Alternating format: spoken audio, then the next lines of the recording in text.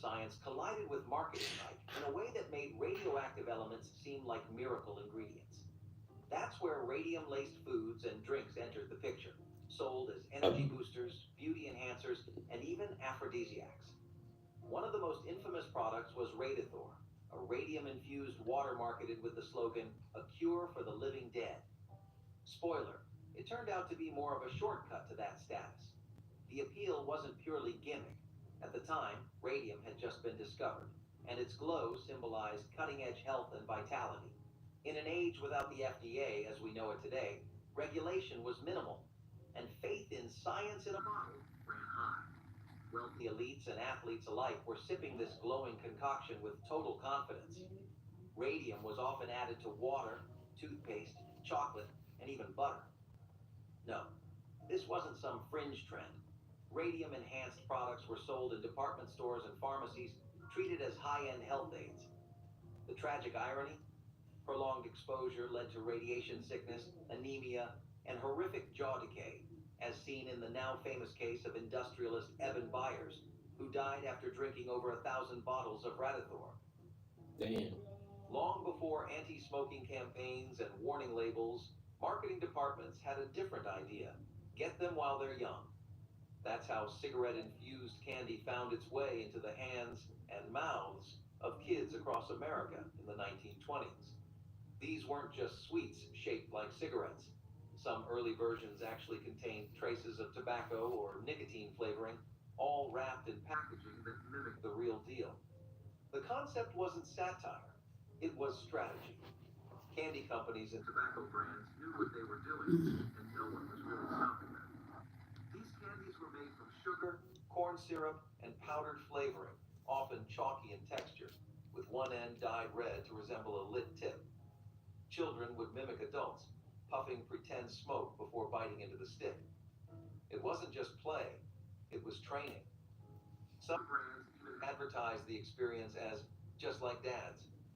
There wasn't a national outcry until the 1950s, when public health data began linking smoking to cancer. Over time, more pediatricians and policymakers raised alarms about these candies normalizing smoking habits. Before refrigeration was common and safety standards were strictly enforced, many American households poured their milk straight from the cow to the table. No pasteurization, no problem. Known today as raw milk, this unprocessed version was a staple in the 1920s, particularly in rural communities. It wasn't a trendy health choice back then, it was what was available, affordable, and often the only option. Families typically kept a cow on the property or bought fresh milk directly from local dairies. It was strained to remove visible debris, cooled if possible, and consumed quickly to prevent spoilage. In theory, it was wholesome and nutrient-rich. In practice, it could also be a bacterial time bomb. Tuberculosis, brucellosis, and typhoid were just a few of the diseases linked to raw milk during the early 20th century. The turning point came with the rise of urban populations, where large-scale distribution increased the risks of contamination. Pasteurization, heating milk to kill harmful pathogens, was introduced not for flavor, but for survival. By the mid-20th century, it became the standard in most states, with laws gradually restricting the sale of raw milk. In the 1920s, fine dining didn't always mean filet mignon or lobster tail. Sometimes it meant a bite-sized bird served whole. Among the more unusual delicacies of the era was fried canary, along with other small songbirds like larks and finches. These tiny creatures were plucked, seasoned, and often pan-fried or roasted with herbs, then served in one piece, bones, beak, and all. The dish wasn't born of extravagance alone. In parts of Europe and among immigrant communities in America, small birds had long been a source of inexpensive protein. Preparation varied slightly by region, but the general method was simple.